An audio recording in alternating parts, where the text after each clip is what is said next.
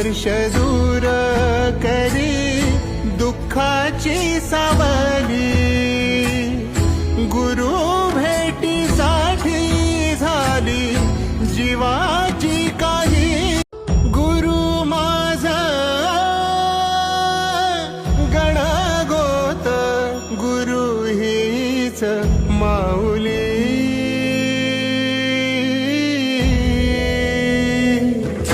गुरु स्पर्श दूर करी दुःखाची सावली,